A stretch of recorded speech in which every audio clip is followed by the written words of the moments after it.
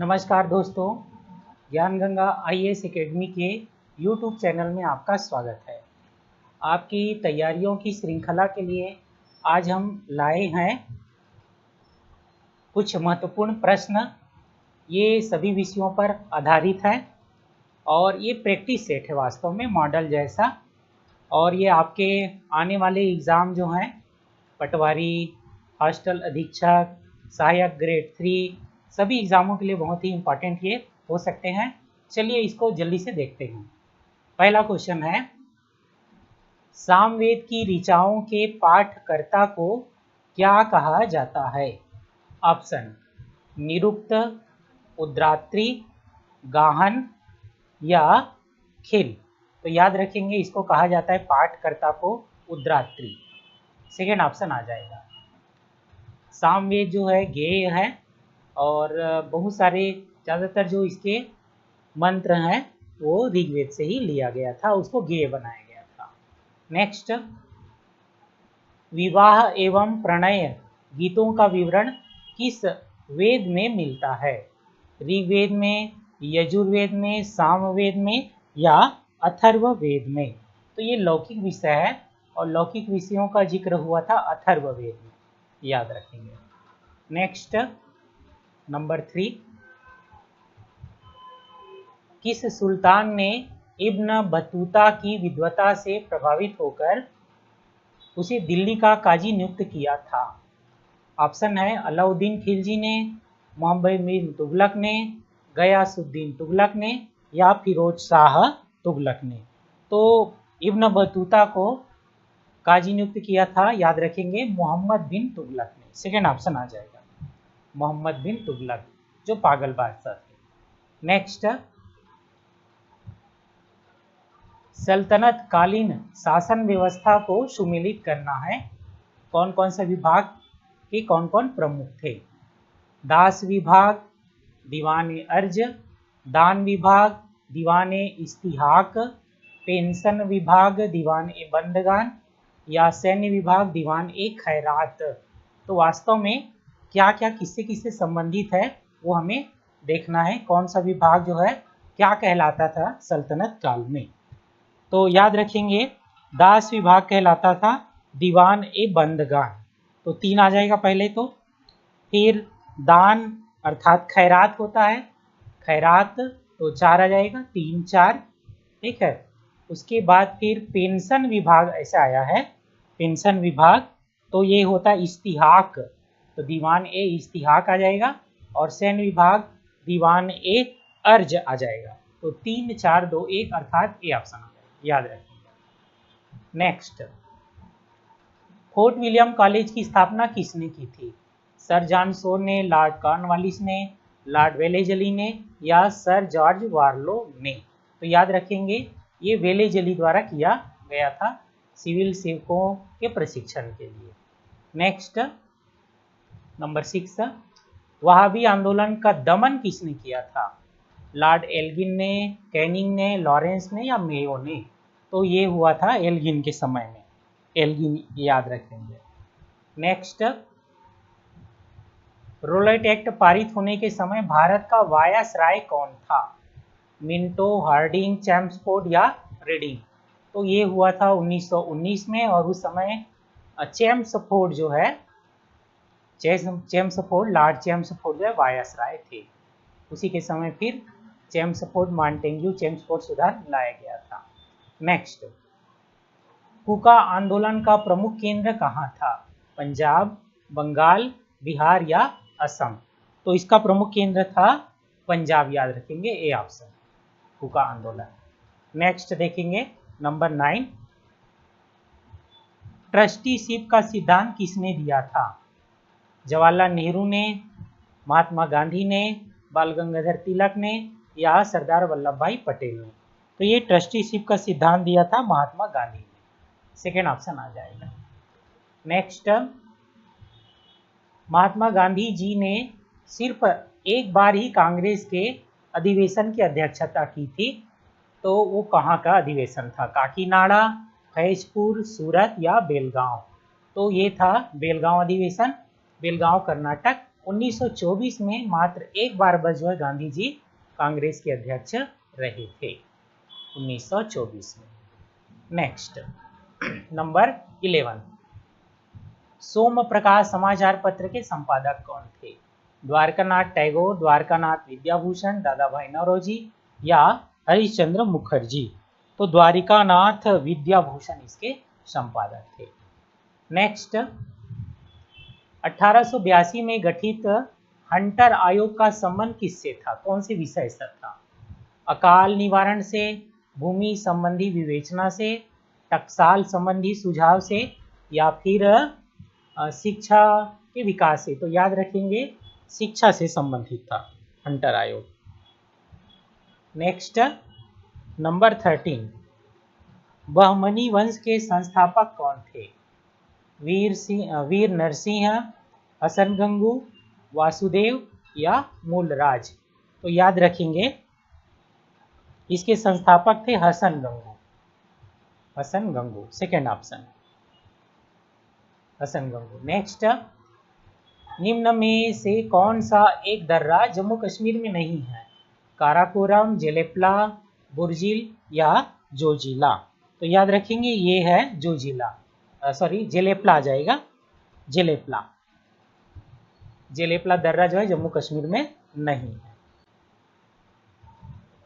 ये जो जम्मू कश्मीर के दर्रे हैं उनके लिए एक बढ़िया सा ट्रिक भी है, JNK जाकर जो का पानी पी बाबू, ऐसा करके। तो इसमें सारे दर्रे आ जाते हैं जम्मू कश्मीर लद्दाख के। JNK जाकर कहने का मतलब ये JNK तो हो गया जम्मू कश्मीर, जाकर मतलब जास्कर है ना, जो मतलब जोजिला है ना, JNK जाकर जो का पानी पी बाबू ऐसे जो बोला जाता है ना। तो पीर पंजाल आ जाएगा, पी बाबू बनिहाल और बू मतलब बुर्जिल। तो इसके हिसाब से जेलेपला नहीं आता, इसलिए इसमें आ जाएगा नंबर 14 में कौन सा दर्रा नहीं है? तो जेलेपला आ जाएगा। नेक्स्ट, निम्न में से कौन सा एक राज्य बांग्लादेश के साथ सीमा साझा नहीं करता है? असम, मेघालय, मणिपुर या मिजोरम? तो बांग्लादेश के साथ याद रखेंगे मणिपुर की सीमा साझा नहीं होती, मणिपुर। नेक्स्ट नंबर 16, मुंबई शहर किस द्वीप पर स्थित है? लैंडफॉल, सालसेट, अल्ड्रेट या फिर अगाती? तो ये सही उत्तर आ जाएगा सालसेट द्वीप पर स्थित है, सालसेट द्वीप। नेक्स्ट, भौतिक रचना एवं स्वरूप के आधार पर भारत को कितने भागों में बांटा जा सकता है? तो इसके भौतिक विभागों को 5 भागों में बांटा जा सकता है, याद रखेंगे। उत्तर का विशाल पर्वतीय क्षेत्र, दक्षिण का पठार, मध्यवर्ती मैदान, उसके बाद फिर तटवर्ती मैदान और फिर द्वीप समूह, ऐसे 5 भागों में बांटा जा सकता है। नेक्स्ट, एन्नोर बंदरगाह कहाँ स्थित है? केरल में, तमिलनाडु में, कर्नाटका में या आंध्र प्रदेश में? तो ये है तमिलनाडु में, याद रखेंगे। नेक्स्ट, मिकिर जनजाति कहाँ पाई जाती है? मणिपुर, मिजोरम, मेघालय या लक्षद्वीप? तो याद रखेंगे ये मेघालय की जनजाति है और मिकिर, मिसमी ये सब पहाड़ियों के कारण ही विशेष जाना जाता है मेघालय को। गारो, खासी, जयंतिया पहाड़ियों के लिए जाना जाता है मेघालय को। नेक्स्ट, अर्थव्यवस्था के किस क्षेत्र को सेवा क्षेत्र के नाम से जाना जाता है? तो इसमें सही उत्तर आ जाएगा तृतीय क्षेत्र जो होता है उसी को ही सेवा क्षेत्र, सर्विस सेक्टर कहते हैं। नेक्स्ट, किसी देश की आर्थिक सीमा में स्थित निवासियों तथा गैर निवासियों द्वारा अर्जित आय को क्या कहा जाता है? राष्ट्रीय उत्पाद, घरेलू उत्पाद, सकल राष्ट्रीय उत्पाद या सकल घरेलू उत्पाद? तो इसको कहा जाता है घरेलू उत्पाद, है ना। आर्थिक सीमा के भीतर कहा जा रहा है। कुछ लोग इसको सकल घरेलू उत्पाद के रूप में भी चिन्हांकित करते हैं, क्यों करते हैं लेकिन वो अलग है। उसमें परिभाषा जो आती है कि एक वित्तीय वर्ष के भीतर देश की घरेलू सीमा के भीतर ऐसे आता है, और यहाँ पर आया है, कोई समय का जिक्र नहीं किया गया है बल्कि आर्थिक सीमा बस बताई गई है। तो इसलिए इसको घरेलू उत्पाद लेंगे। नेक्स्ट, राष्ट्रीय आय लेखा का वर्तमान में आधार वर्ष क्या है? तो ये सबको पता है 2011-12। नेक्स्ट नंबर 23, भारत में एक वित्तीय वर्ष में मूल्य कटौती की दर का निर्धारण किसके द्वारा किया जाता है? केंद्रीय गृह मंत्रालय द्वारा, केंद्रीय वित्त मंत्रालय द्वारा, केंद्रीय वाणिज्य एवं उद्योग मंत्रालय द्वारा या फिर संसद द्वारा? तो याद रखेंगे ये किया जाता है केंद्रीय वाणिज्य एवं उद्योग मंत्रालय द्वारा। नेक्स्ट, नकदी लेन देन सिद्धांत के प्रतिपादक कौन थे? किन्स, मेर्डल, फिशर या फिर एंजल? तो याद रखेंगे ये थे फिशर। फिशर के सिद्धांत पर यह आधारित था। नेक्स्ट, 8वीं अनुसूची के संबंध में निम्न में से कौन सा सही नहीं है? ऑप्शन, इसमें भारत की 22 भाषाओं का उल्लेख है। मूल रूप से इसमें 14 भाषाएं थी। सर्वप्रथम 21वां संविधान संशोधन के माध्यम से कोंकणी को शामिल किया गया था। या 8वीं अनुसूची में मैथिली, संथाली भी शामिल है। तो इसमें सी सही नहीं है। सर्वप्रथम 21वां संविधान संशोधन करके कोंकणी को शामिल नहीं किया गया था। याद रखेंगे, बाकी तीनों सही बात है। नेक्स्ट, निम्न में से कौन सा सत्य है? राज्य पुनर्गठन आयोग 5 सदस्यीय आयोग था। सेकेंड, इस आयोग के अध्यक्ष फजल अली थे। राज्य पुनर्गठन आयोग का गठन 1954 में हुआ था। पट्टाभी सीतारमैया इस आयोग के सदस्य थे। तो याद रखेंगे इसमें से सही बात है फजल अली वाला, सेकेंड ऑप्शन। न्यायमूर्ति फजल अली की अध्यक्षता में 1953 में राज्य पुनर्गठन आयोग का गठन किया गया था। इसके 2 और अन्य सदस्य थे। नेक्स्ट, भारत में सेना द्वारा दिया जाने वाला परमवीर चक्र, महावीर चक्र, वीर चक्र आदि पुरस्कार या सम्मान संविधान के किस अनुच्छेद के तहत दिया जाता है? तो अनुच्छेद 18 के तहत ये दिया जाता है। सेना और विद्या संबंधी सम्मान को छोड़ करके अन्य सभी प्रकार की जो उपाधियों का अंत जो इस अनुच्छेद के तहत किया गया है। नेक्स्ट, किसी भी व्यक्ति को स्वयं के विरुद्ध न्यायालय में गवाही देने के लिए बाध्य नहीं किया जा सकता। यह प्रावधान किस अनुच्छेद में है? तो याद रखेंगे ये प्रावधान है अनुच्छेद 20 में है, दो सिद्धि के संबंध में संरक्षण। नेक्स्ट, सरकार द्वारा पूर्व घोषित किसी भी शिक्षा संस्थान में धार्मिक शिक्षा का निषेध, यह प्रावधान किस अनुच्छेद में है? तो 25 में, 26 में, 27 में या 28 में? तो ये है 28 में, अनुच्छेद 28 में डी ऑप्शन आ जाएगा। नेक्स्ट, निम्न धातुओं में सबसे कम अभिक्रियाशीलता किसकी है? सोना, तांबा, लोहा या चांदी का? तो सोना आ जाएगा। सोना सबसे कम अभिक्रियाशील है, इसलिए उसकी चमक बरकरार रहती हमेशा। नेक्स्ट, 10 का घात ऋण 9 को क्या कहा जाता है? गीगा, नैनो, मेगा या माइक्रो? तो ये टेंजेंट होता है नैनो का, नैनो का होता है, याद रखेंगे। नेक्स्ट, मनुष्य का हाथ किस प्रकार के उत्तोलक का उदाहरण है? प्रथम श्रेणी का, द्वितीय श्रेणी का, तृतीय का या इनमें से कोई नहीं का? तो याद रखेंगे ये तृतीय श्रेणी के उत्तोलक का, लीवर का उदाहरण है। नेक्स्ट, दांत के डॉक्टर द्वारा किस प्रकार के दर्पण का उपयोग किया जाता है? उत्तल, अवतल, समतल या इनमें से कोई नहीं? तो दांत के डॉक्टर उपयोग करते हैं अवतल दर्पण का। नेक्स्ट, नंबर 34, निम्न में से कौन सा रंग प्राथमिक रंग नहीं है? तो 3 कलर जो है प्राथमिक रंग होते हैं, यहाँ पर पीला को छोड़ करके, पीला को छोड़ करके प्राथमिक रंग में लाल, नीला और हरा आते हैं। नेक्स्ट, नंबर 35, निम्न में कौन एक कृत्रिम मधुरक नहीं है? सैकरीन, सुक्रोज, सुक्रालोस या एस्पार्टेम? तो याद रखेंगे इसमें से सुक्रोज जो है कृत्रिम मधुरक नहीं है। नेक्स्ट, राज्य में प्रति व्यक्ति वन एवं वृक्षावरण कितना है? 1.05 हेक्टेयर, 0.323 हेक्टेयर, 0.2 0.532 हेक्टेयर या 0.532 हेक्टेयर।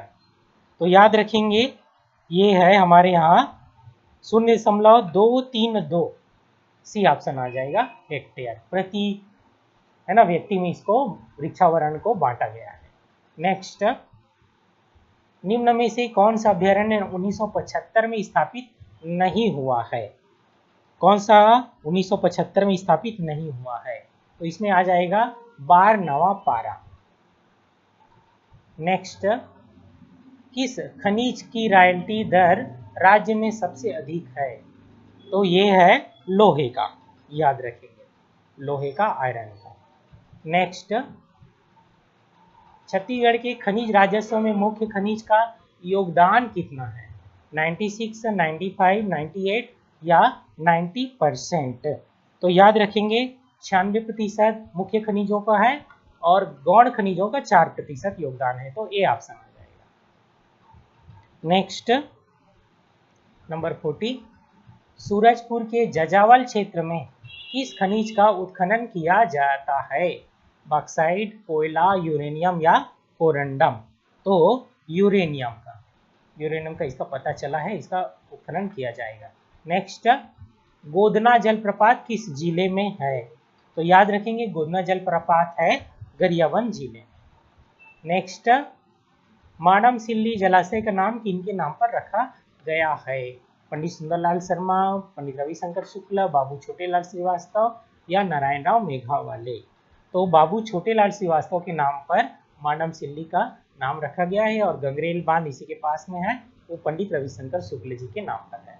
नेक्स्ट, इनमें से कौन एक नलवंशी शासक नहीं रहा है? स्तंभराज, नरेंद्र थबल, नन्नराज द्वितीय या पृथ्वीराज? तो याद रखेंगे इसमें से नन्नराज द्वितीय आ जाएगा, ये नलवंशी नहीं बल्कि पांडुवंशी थे। नेक्स्ट, किस जनजाति में ग्राम वेद को गुरमेन कहा जाता है? परजा, धुरवा, कंवर या मुरिया? तो याद रखेंगे ये कहा जाता है परजा में कहा जाता है। नेक्स्ट, कौन सी जनजाति बाघेश्वर देवता, बाघ से रक्षा हेतु इसकी पूजा करते हैं? धनवार, माड़िया, कमार या भारिया? तो याद रखेंगे ऐसा करते हैं भारिया लोगों में ये परंपरा है। नेक्स्ट, छत्तीसगढ़ से द्वितीय गोलमेज सम्मेलन में भाग लेने वाले व्यक्ति कौन थे? पंडित रविशंकर शुक्ल थे, ई राघवेंद्र राव थे, रामानुज प्रताप सिंहदेव थे या रघुराज सिंह दीवान थे? तो ये कोरिया रियासत से थे रामानुज प्रताप सिंहदेव, सी ऑप्शन आ जाएगा। नेक्स्ट, इनमें से कौन एक 5 पांडव समूह में शामिल नहीं है? लक्ष्मी नारायण दास, शिवदास डागा, नारायण राव मेघावाले, मौलाना अब्दुल रऊफ? तो याद रखेंगे इसमें नारायण राव मेघावाले 5 पांडवों में, छत्तीसगढ़ के स्वतंत्रता संग्राम सेनानियों में से 5 पांडव बनाया गया था, ठीक है, तो उनमें ये शामिल नहीं है। नेक्स्ट, छत्तीसगढ़ में महाकौशल राजनीतिक परिषद जो 15 अप्रैल 1930 को हुई थी, उसकी अध्यक्षता किसने की थी? तो इसकी अध्यक्षता की थी सेठ गोविंददास। इसकी अध्यक्षता निश्चित की गई थी पंडित जवाहरलाल नेहरू के द्वारा किया जाना, क्योंकि वो 1929 के लाहौर अधिवेशन के अध्यक्ष थे और राष्ट्रीय अध्यक्ष होने के नाते उनको नियत किया गया था इस सम्मेलन में आने के लिए।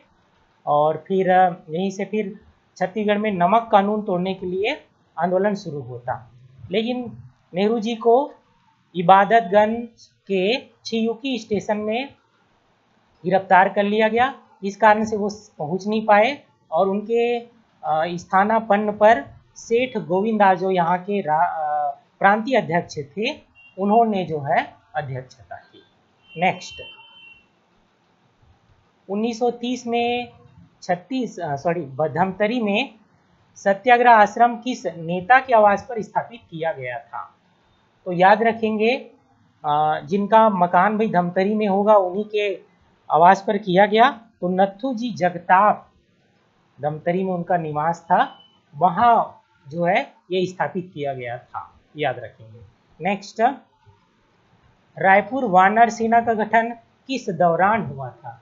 असहयोग आंदोलन के समय, सविनय अवज्ञा आंदोलन के समय, सविनय अवज्ञा आंदोलन के प्रथम चरण के समय या द्वितीय चरण के समय या भारत छोड़ो आंदोलन के समय? तो रायपुर में हुआ था द्वितीय चरण के समय में, सविनय अवज्ञा आंदोलन के द्वितीय चरण के समय में। और याद रखेंगे बिलासपुर में भी हुआ था, लेकिन वो प्रथम चरण में हुआ था, है ना। बिलासपुर में जो है वासुदेव देवरस द्वारा हुआ था, और रायपुर में जो है बालक बलीराम आजाद द्वारा किया गया था। ठीक है, तो ये हुआ 50 क्वेश्चन। हमने सभी विषयों पर आधारित आपके लिए प्रैक्टिस सेट में 50 क्वेश्चन समावेश किया था। आगे ये श्रृंखला जारी रहेगी, हम आपके लिए इसी प्रकार से प्रैक्टिस और मॉडल टेस्ट लाते रहेंगे, और आप इसको अच्छे से देखें, समझें, उपयोग करें सफलता में। नेक्स्ट।